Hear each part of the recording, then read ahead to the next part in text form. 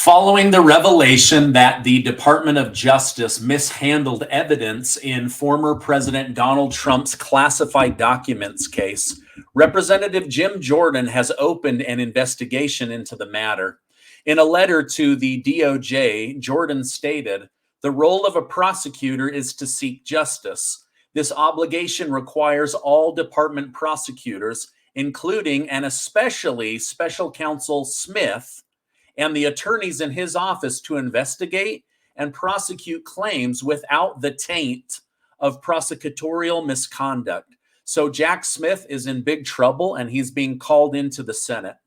On top of that, today, Judge Aileen Cannon of Florida has just indefinitely postponed the Trump classified documents case, with evidence of the White House's involvement and the acknowledgement of evidence tampering. Judge Aileen believes there is a lot to iron out before this case can move forward.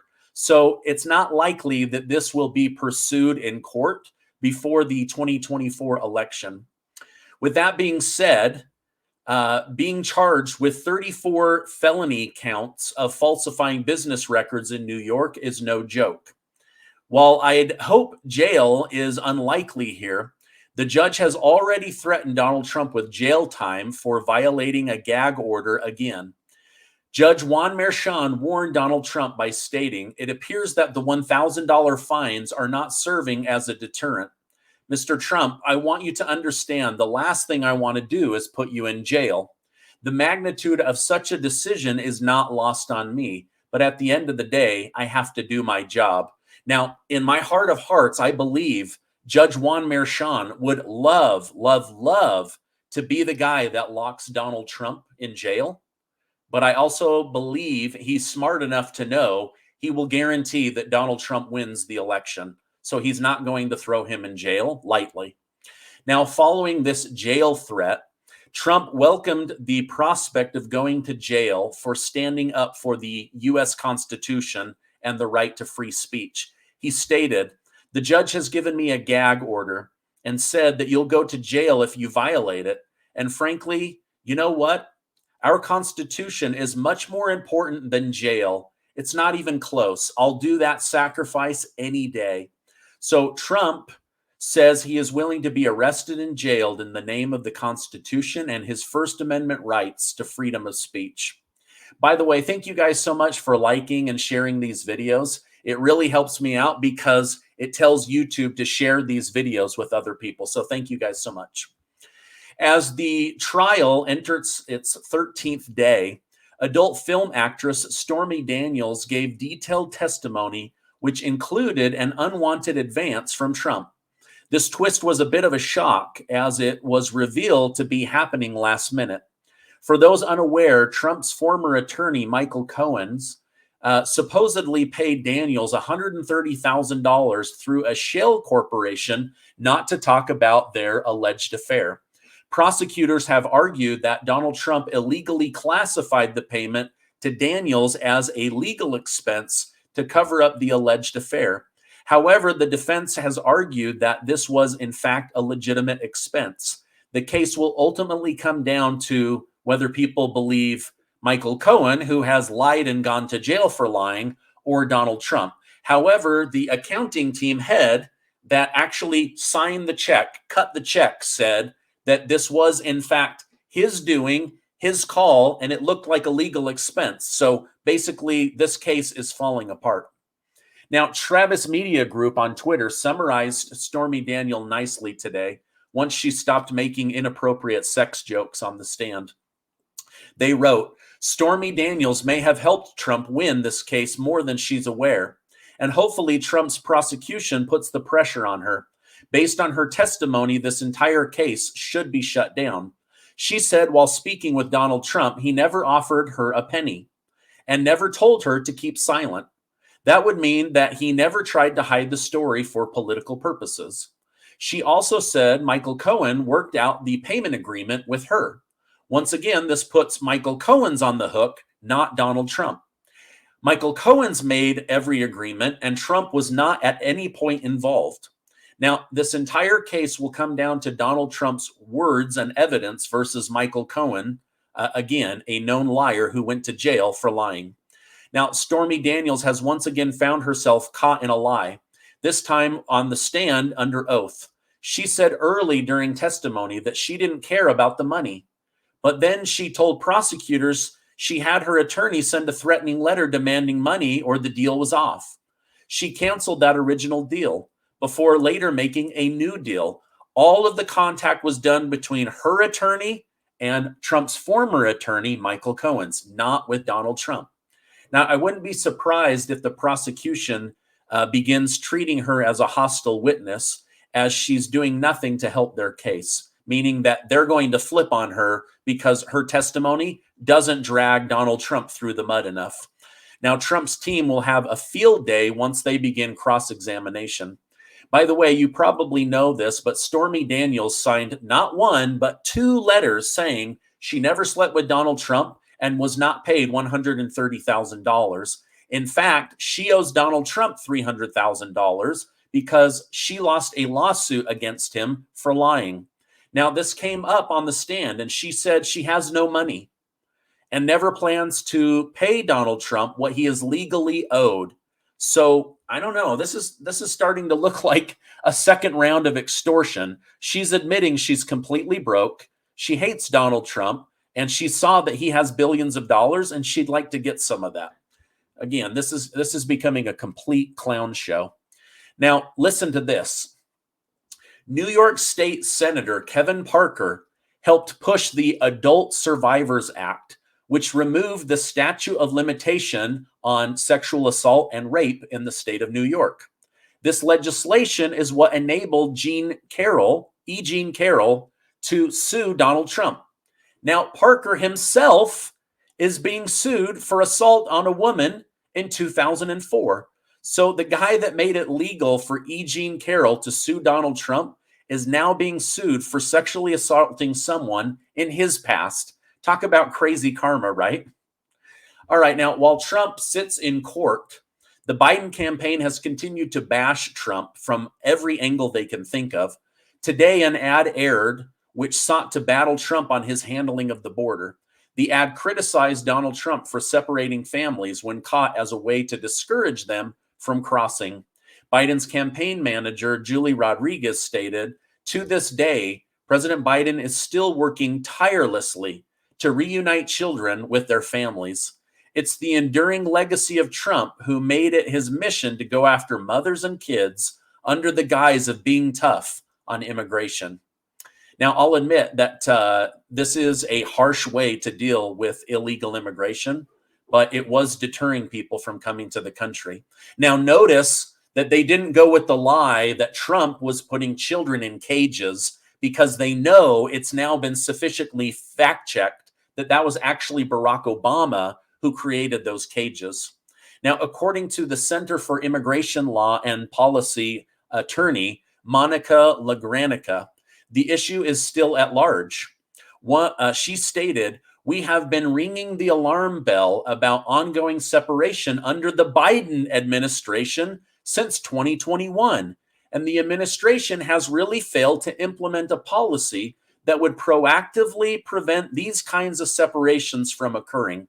So they are bragging about Biden tirelessly working to reunite children with their mothers, while now this group and their attorney are coming out saying, we've literally been suing this guy over and over again for this to happen. So total lies coming out of Joe Biden's fake teeth again, or out of his mouth, sorry. Also, remember how the Biden administration lost 100,000 children crossing the border? I don't even want to think what is happening to these children, but I know this: they are not looking for them. And to me, that is pathetic. Now, if I was Biden, I'd stay super silent on Donald Trump and the border.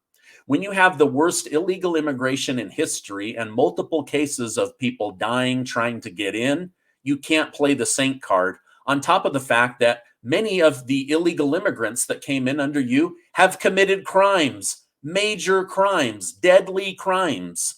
So you're also contributing to almost 100,000 people dying from fentanyl every single year.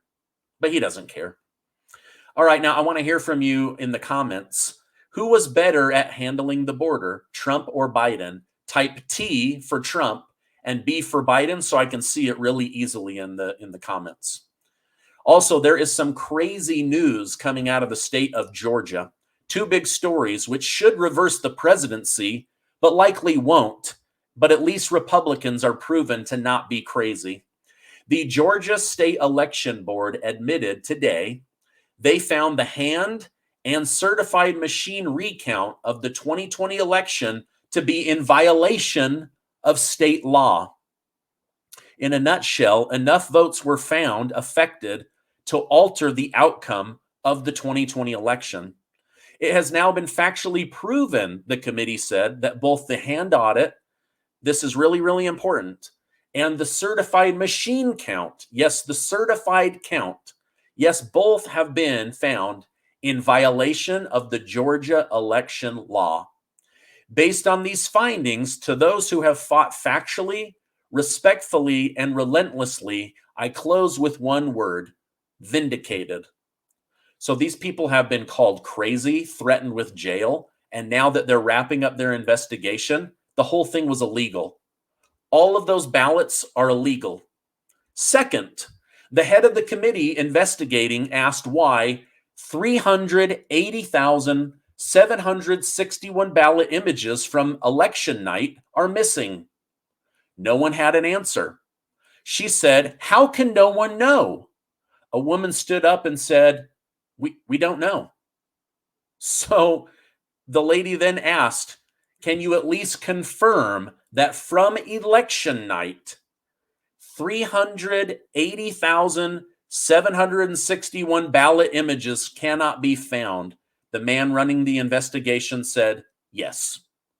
So the hand count and the electric recount were illegal, and 380,761 ballot images cannot be found. They were either wiped so that no one could review them, maybe see that they were pre-filled, folded incorrectly, have similar addresses, similar signatures, or they never existed in the first place. Wow. Do you guys know what this means? This means that between Georgia and Wisconsin alone, Donald J. Trump should be the sitting president of the United States of America right now. It's taken them 3 years to get to the bottom of this bullcrap. I mean, this is crazy. And there's still information coming out in Arizona. And I've been telling you about the 100,000 ballots that they now say were illegal in Pennsylvania. No date or bad date, illegal, thrown out. Trump wins. Isn't it interesting how much effort went into these swing states? And it's now taken 3 years to unwind this cord and figure out what the heck went wrong. TikTok is not going down without a fight. They have countersued the US government after Biden signed a law which states it must be sold to remain available in the United States.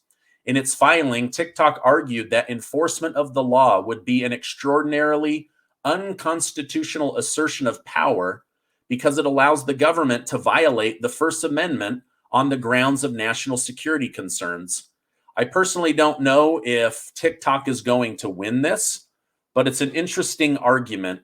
And I do think that there is foul play here, because think how much money social media companies give to politicians.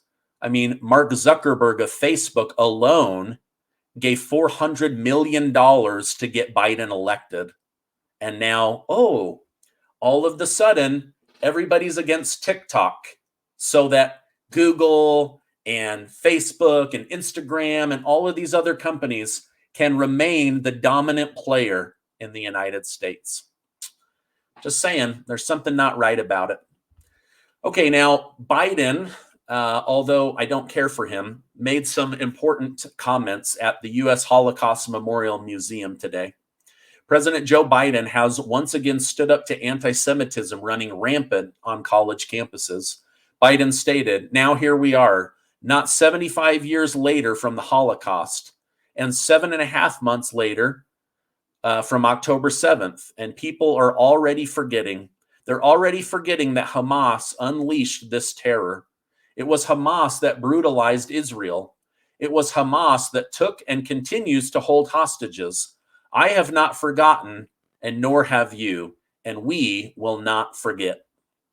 Now, speaking of Hamas, did you know that aid trucks with food were finally allowed in? And Hamas started shooting their own people. Many were left dead and maimed. I guess they didn't want their people stealing the aid before they could steal it from the people. Now, I feel so bad for the people in Gaza. They're literally caught between Israel and terrorists that hate them and use them as human shields and shoot them so that they can't get access to food and medical supplies for their children and for their families. It's just so, so sad. So literally, they just intercepted all of that aid and stole it away from the people. Very, very sad. All right, this is my update for today. As I know more, I will definitely come on and share more with you. Before you go, I want to remind you that you are amazing. Thank you so much for stopping by. Please make sure to give this video a like, hit that subscribe button. Also, do not leave YouTube without watching this video. That's how important it is. Hey, have a great rest of your night.